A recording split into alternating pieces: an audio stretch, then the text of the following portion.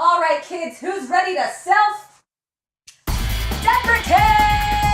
I really hope you guys thought that joke was funny, because if these sunglasses mess up my foundation, I am not going to be a happy camper. Hey guys, welcome back to my channel. So today we are doing something that, to be honest, I'm not really sure why I'm doing this. It's kind of out of my better judgment. This week I decided to do something, for lack of a better word, let's just say terrible. So I was scrolling through YouTube and I saw that a lot of people did these videos where they react to their old Facebook photos, old tweets, old Instagram photos, which kind of got me thinking, what can I react to that's different? And I had the genius idea to react to my old DeviantArt account from when I was in middle school, from when I was in high school, even a little bit into college, which is saying something very, very sad because I literally went to a fine arts college. Now, if you guys are not familiar with DeviantArt, DeviantArt is an art sharing platform where people can upload their artwork and get feedback on it. You can also upload your writing, photography, things like that. It was very, very big back in the days of the mid-2000s, back when I was in middle school and high school. We didn't have Tumblr, Flickr, all these like big photo sharing apps that we do now. So being the creative that I am, I thought it would be a good idea to start a DeviantArt account. And now it is several years later, and I have just found my DeviantArt account. And I'm gonna be totally honest with you, this is not the first time I remembered I had a DeviantArt account. Some of the work that I had previously posted is now gone because I have deleted it, hoping that no one else would find it. And now here we are, in the land of loathing. So I have selected 8 of what I think are probably the most appropriate works to show you on camera. There are some other ones on there which I didn't think were that bad or cringy, so that's why I've decided not to show them. And if you think that I'm telling you what my DeviantArt account name is, you've got another thing coming, because I wish I didn't even find it. So imagine if you found it. That being said, I am about to hop online to deviantart.com and let's just get started on this, shall we? Okay, so this is the first one I have for you. It is a mixed media work. I remember this one distinctly from my high school days. There is this geometric beating heart in the center with what appears to be wires flying out of it as it is attached to a giant computer. Almost reminds me of sort of Dexter's Laboratory, if anyone's watched that show. In terms of art, this one honestly isn't that bad. It's actually kind of cute. Like, I could easily see this one in like a children's magazine, if it was like a really messed up children's magazine. In terms of artwork, not so bad. In terms of caption, here's where it starts getting interesting. The caption reads, "Again, more stolen materials from my art room.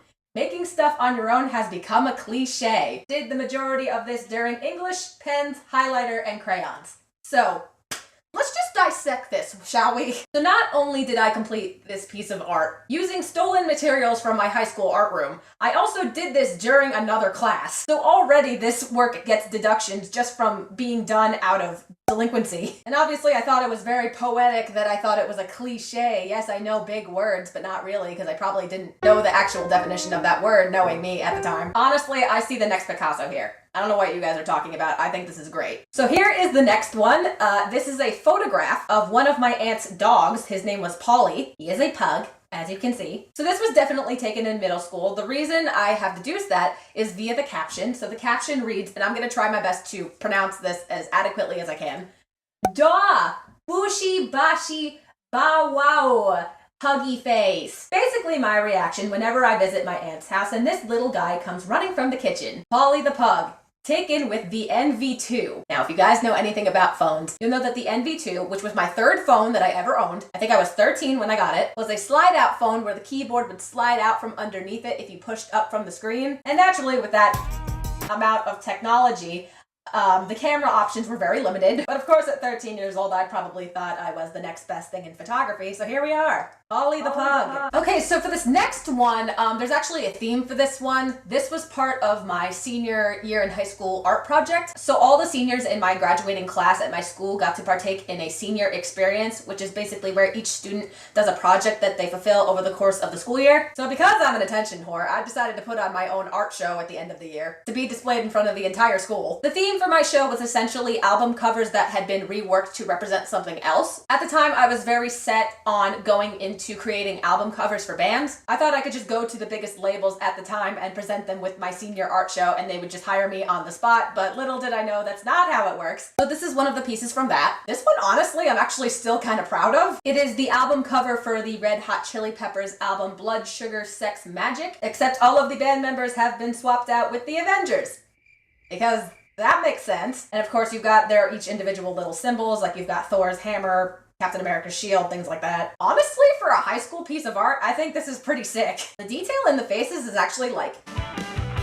Keep in mind, I was like 17 when I made this. Now you would think that a piece that took so much time to do and has so much detail would have a really, really awesome caption, but because I'm an idiot, the caption is, "Ladle, ladle, ladle, I hate descriptions.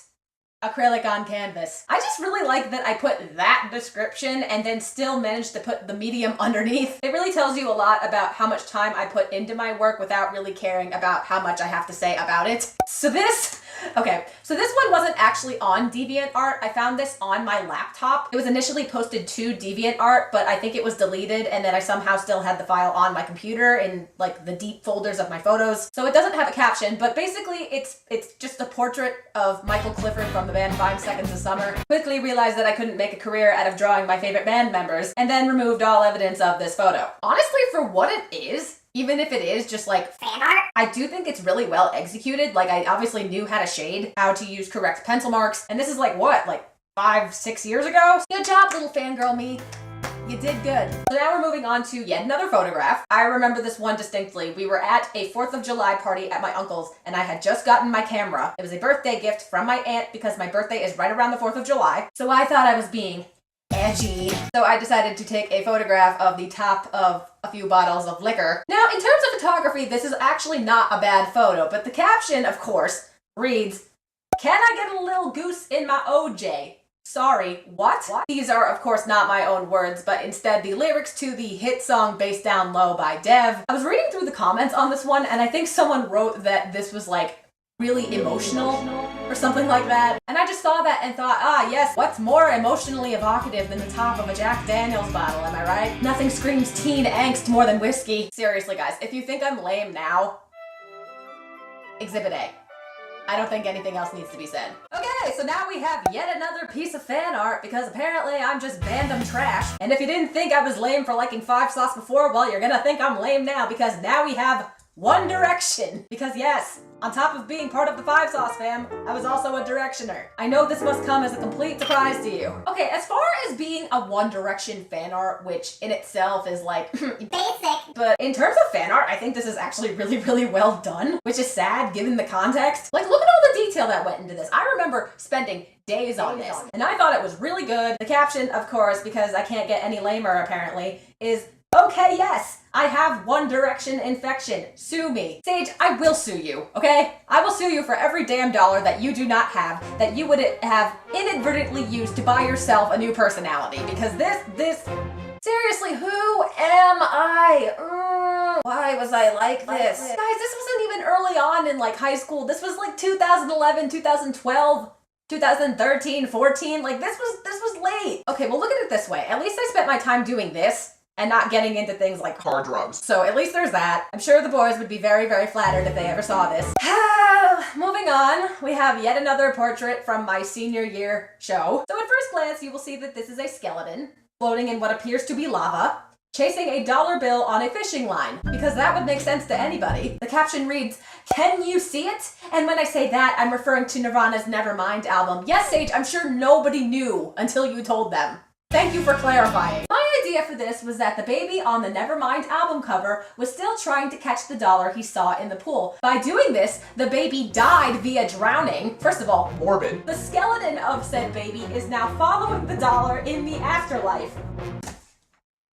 Acrylic on canvas. Like, what? What was I thinking? What kind of demons were coursing through my body that I felt the need to make this piece of artwork? Like, if I was my art teacher in the 12th grade when I made this, I would personally send my ass to the counseling office because this, to me, screams the start of something very, very frightening. I don't know what that thing is, but I don't want to. I can't even look at this anymore. Let's just go to the last one because it can't get any worse from here. Right?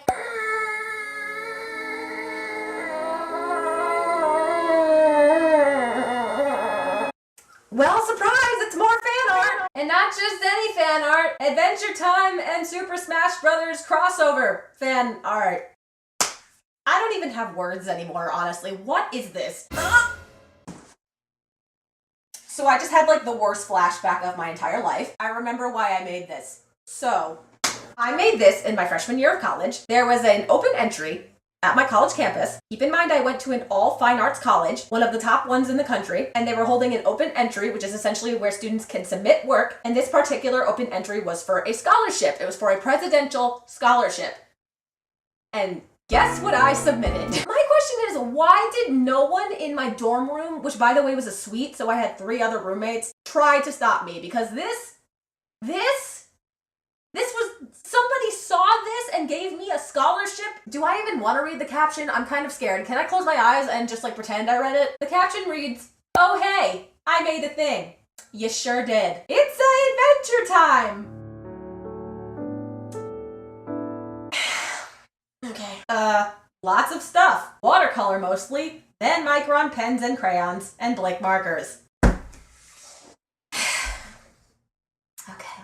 You know, if I had $1 for every time that I internally cringed during this experience, I could probably retire early. At the very least, this gave me the opportunity to feel some sense of growth in my artistic abilities, which I am thankful for. I think a lot of the time people don't realize how far they've come until they go back and relook at what they've done. I think it was important that I did have this outlet as a young child, because now it has helped me develop into the artist that I am today. I feel more confident in the work that I'm putting out, and had I not had this outlet previously, I probably would still be in the same place today, which is a scary thought to think about. Oh my god. Watch tomorrow, I'm gonna make like Steven Universe and Banjo-Kazooie crossover art or something. That would be horrific. Anyway, guys, I'm happy to have shared this experience with you. I hope you enjoyed this video. Do you have any cringy deviant artwork that you'd like to show me too? Make sure to leave a link to it in the comment section below. If you're new here, make sure to subscribe. I put out new videos every Monday and Thursday. You can also hit the bell icon next to it to get the first notice of when my videos go up. I hope you guys will share this video with your friends, and I hope to see you here next time. For all of my subscribers who have been here before, thanks so much for watching, and I'll see you on my next adventure. Bye!